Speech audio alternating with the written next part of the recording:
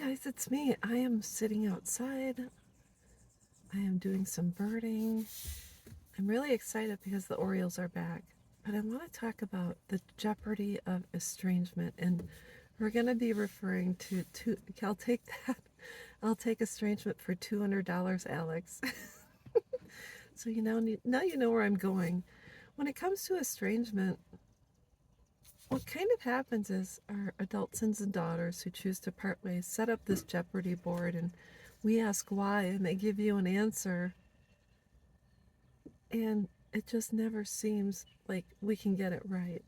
So instead of being in the black, you end up being in the red where you're always negative. So then you're losing out on time.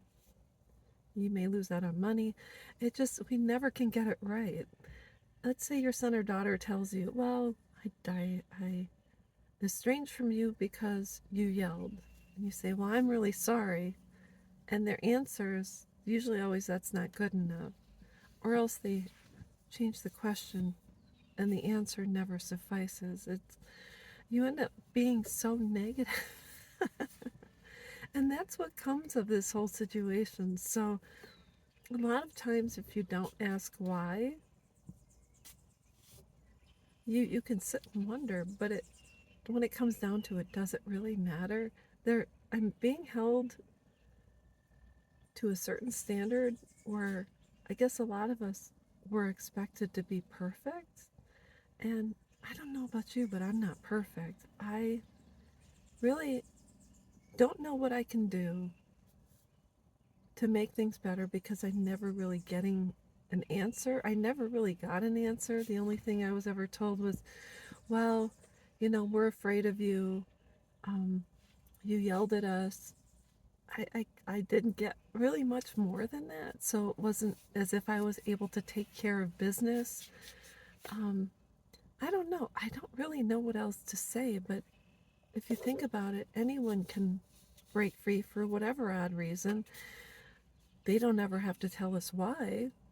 And we're left wondering, well, how can I fix or repair this? There's really no way to do it unless the person that broke free wants to do it or wants a relationship with you again. So what can we do? Just don't play the game. Don't I think it's good for us to get insight on how we can improve our lives.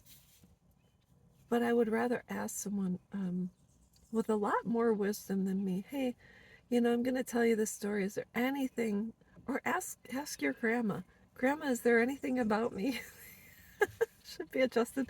Because my grandma lived to 100. I'm sure she could have given me maybe a bit of advice, or maybe sat me down and said, you know what, you're fine just the way you are. Because in all honesty, the estrangement didn't happen with just me. My daughter's estranged from a majority of people in my family simply because they had relationships with me. They even had estranged from my grandmother who lived to 100. And when my grandma was passing away in her home under respite care, my youngest daughter showed up, sat across from my grandma's lap opposite me. And I said, Grandma, this is so-and-so. Oh, I haven't seen you in so long.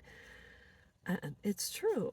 She had not seen her in so long. But yet, during the time the estrangement happened, which had been going on for about a decade at that time, every time I'd see my grandma, they'd say, how are your girls? And I don't hear from them, and what's going on? And why don't you reach out and call them? And I'd say, oh, I did try, and all you can do is pray about it. So that's kind of what happens.